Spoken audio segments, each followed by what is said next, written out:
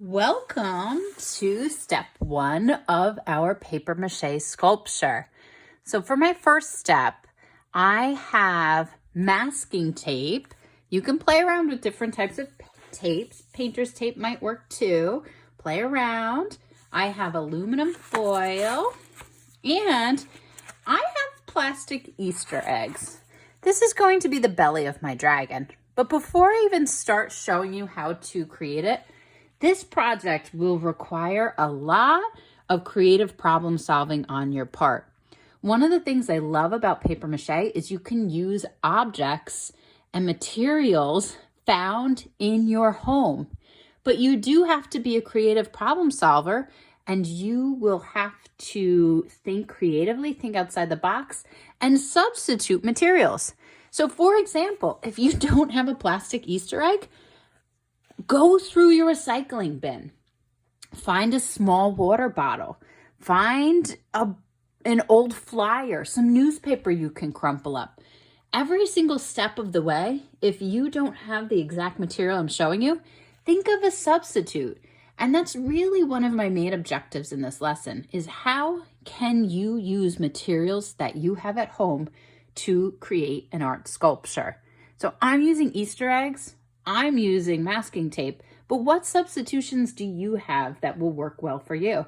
It might involve you pausing the video and running around on a scavenger hunt, or just looking around you in new ways. So here we go. I have my Easter eggs. You gotta try to put the egg together first. I use my masking tape, and I just kind of make sure to tape it closed a little bit. And you're really gonna wanna press and rub and press. So we'll talk more about that in step 2. But for now, step 1, close up your Easter egg. I got a little one too. I think I'll make a little sculpture.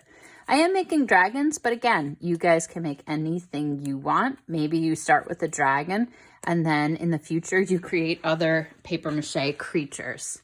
I would love to see your creative changes that you make and adaptations. So I'm just kind of taping my egg closed. Now the next thing I'm going to do is I'm going to get some aluminum foil. Mine is in the box, but again, many of us have rolls that we just take out of the box. And aluminum foil is very, very, very easy to rip. So I usually do take it out of the box, just to make sure if you're using it for cooking and things, you put it back.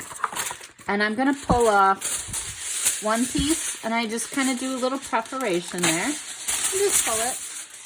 And I'm gonna pull off another piece. So a little preparation, pull it, put the aluminum foil back in the box, and return it to the cabinet so you can use it for cooking. All right. So what I do is I start with one sheet. I fold it a little bit on the top just to make it a little thicker there. And I'm going to wrap the thick part around my egg. So I'm gonna take it, and I'm going to roll it gently, kind of halfway down, almost like you're at the pool or the beach and you're wrapping your legs with a towel. You do the same kind of thing with your egg. You just wrap it with the thick part of the foil. Now it's going to want to come off, so then you have to just kind of battle with your tape a little bit. Sometimes your tape gets really sticky and it might be frustrating, so just really take your time, engage and persist, and rip some pieces of your masking tape to put them on.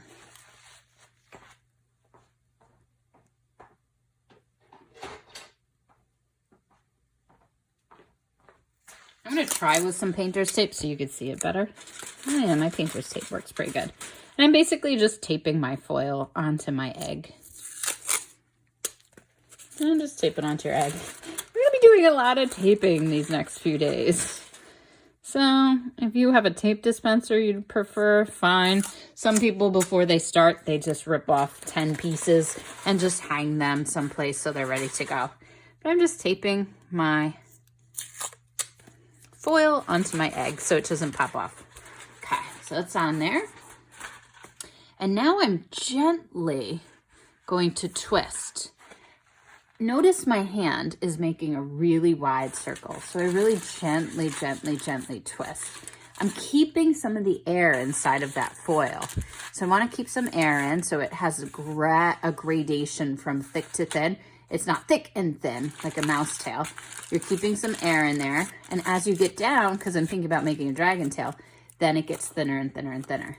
So I'm twisting. If you want to roll, be careful if you're rolling on wood or a countertop. It can scratch. So I will often put down a placemat or some fabric. You can roll on different surfaces like a carpet perhaps, but just always protect the surface you're working on. And now I'm kind of twisting and rolling and twisting and rolling. If you're in the art room, you can roll on my table for sure. But at home, when we're creating studio spaces, we just have to be aware of our spaces and our materials. And then you create a tail. Pretty cool. Now we're going to do the same thing on the other side, and we're going to create a neck into a lower jaw. So I take my aluminum foil, fold up the top third just to make it a little thicker. That gives it that thickness as it's rolling off the body. Now do the same thing, but on the other side of your egg. So wrap it around the middle of the egg. Wrap, wrap, wrap, wrap, wrap, wrap, wrap, wrap, wrap. And then tape it on. It's hard to see where my new foil is, but you want to tape it on. And notice I didn't try to tape it all in one shot. You do have to be very patient with the tape. Do little pieces, little pieces. And that's really going to pay off during our next step. So little pieces of tape, little pieces of tape, little pieces of tape. Little pieces, little pieces, little pieces. Tape it on. And I'm really just taking my time. I'm using my hands to really feel the texture. Feel the construction of my work. Okay, press, press, press. Now, nice wide hands. I'm going to start to twist a little bit gently, keeping the air in my foil. And I'm going to be creating the neck of my dragon. And I'm twisting, twisting, twisting. Smoothing, twisting, smoothing, twisting, using my hands. And then I'm also going to twist it kind of hard at the end. But I'm making the lower jaw of my dragon right here. So this isn't going to be its head, like it looks like a little shrunken head. This is actually going to be the lower part of the jaw where I attach the head.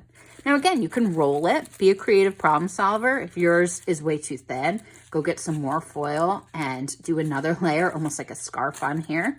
So I've done a lot of these, so I kind of had some more practice in using my hands as a sculpting tool for foil. But most of us have never sculpted with aluminum foil, and it will be a little bit of a challenge at first. So if you need to go back, redo, add more, you absolutely can. But this is kind of my first step in creating my paper mache dragon.